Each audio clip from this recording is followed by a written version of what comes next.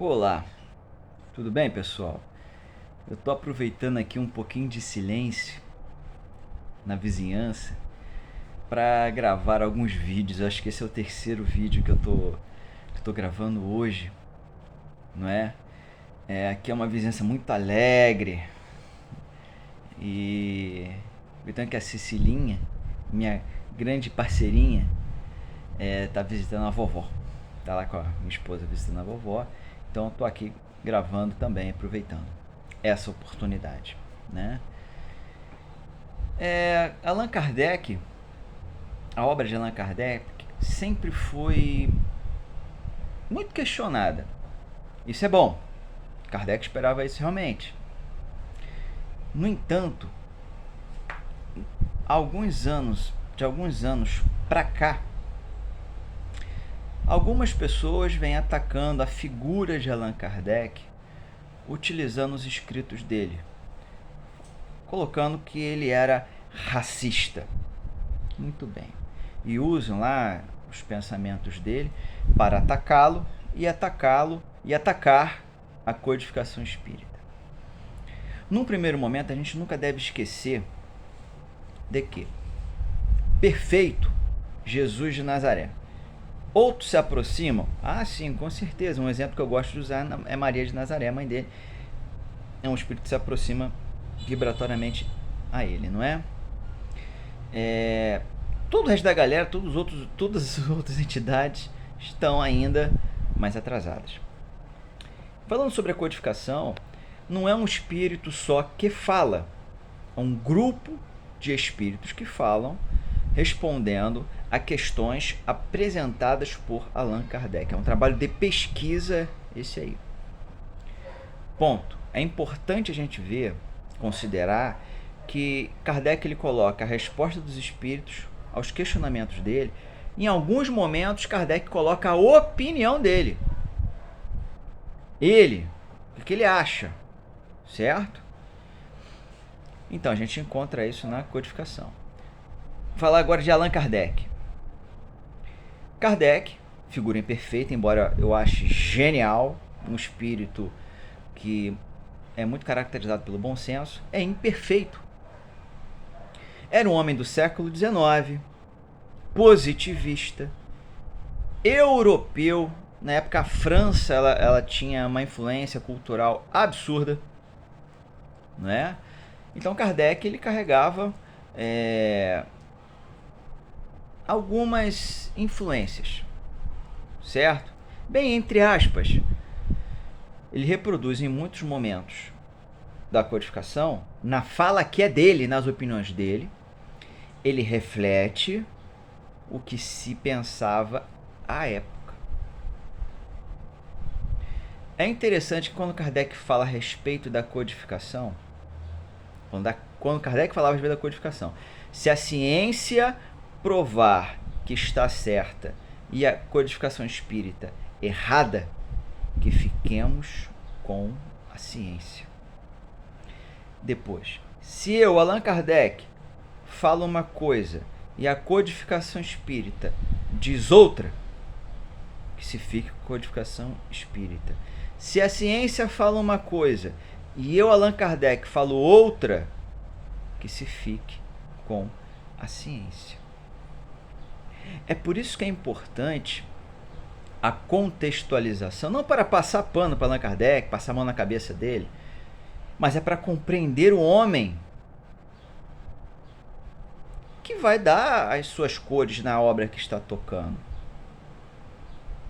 Isso não é justificar. O problema é que tem pessoas que pegam fragmentos, jogam na internet, ou então reproduzem aquilo como se, Kardec odiava negro, odiava o oriental, o amarelo, o chinês. Kardec era racista. Não. Kardec, com as informações da codificação espírita, sabe que reencarnou inúmeras vezes, não só aquela reencarnação como druida. Deve ter reencarnado na África, na Suméria, na Índia, no continente americano. Caramba! E vai reencarnar depois em um desses lugares. Alguém, mas Kardec reencarnou como Chico? Pô, não, isso é outro papo furado. Esse é um papo furado. Não se justifica. Certo? Mas o porquê desse vídeo? Nós precisamos não só ler a codificação, nós precisamos estudar a codificação. Nós precisamos pegar romances espíritas bons, tem bons e ruins, pegar aqueles que são bons, né? E ler esses romances com a codificação do lado.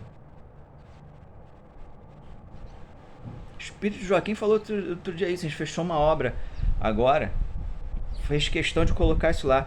O meu romance, esse romance mediúnico como os outros, não justifica colocar a codificação de lado. E olha que ele tem um compromisso doutrinário absurdo. Se encontra claramente elementos da codificação espírita nas páginas das obras que ele dita para mim. Não seria diferente. Não importa se o personagem é preto, branco, amarelo, chama-se de preto velho, mentor. A codificação espírita está lá, independente de rótulos. E vivemos hoje uma sociedade que rotula, que julga, sem conhecer, sem procurar saber, só porque um gritou, só porque um não gosta da cara de Allan Kardec. Nunca leu nada a respeito. Não sabe como funcionava, não estudou a biografia de Allan Kardec. Não procurou ler o que Kardec escreveu, refletir, estudar, analisar aquilo que Kardec escreveu e comparar com a codificação espírita e com a realidade. Mas não, é muito mais fácil gritar. É muito mais fácil protestar. É importante a gente falar isso. É importante. Porque o espiritismo é uma filosofia. Filosofia é aquilo que bota a gente para pensar no nosso papel no mundo. Filosofia implica no uso do cérebro, daquilo que nós vemos, daquilo que nós fazemos parte, daquele local, daquela ambiência, daquele grupo de pessoas. Por isso ele é uma filosofia e é uma ciência, porque a ciência ela é mensurável, ela é metodizada. Sabe? Mas não, é muito mais fácil. Não, mas porque eu sou vítima, Allan Kardec discrimina. Pô, Kardec ele se coloca, ele bota a cara para bater, ele já morreu, já desencarnou há mais de 150 anos. E ele, em momento algum, ele refugou de um bom debate, nunca se refugou de falar assim, ó, o que eu tô falando aqui não é verdade absoluta. Posso estar errado. Se estude para provar que eu estou errado. Que se prove que eu estou errado. E se provando que eu estou errado, tem que ser acatado. Tem que ser acatado.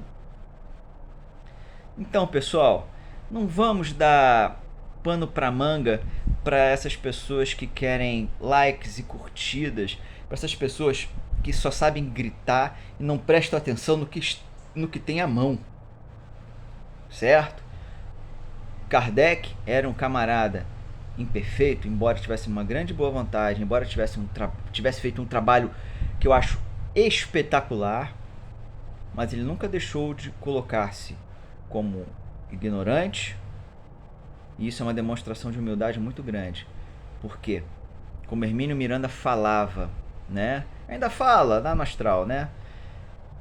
O espiritismo começa com Kardec. Kardec nunca disse a última palavra. Kardec nunca disse que só vale o espiritismo que ele organizou na Terra. Fica a dica. Vamos usar mais o cérebro. Vamos ser mais objetivos. Em nosso benefício, em benefício da sociedade. Abraço.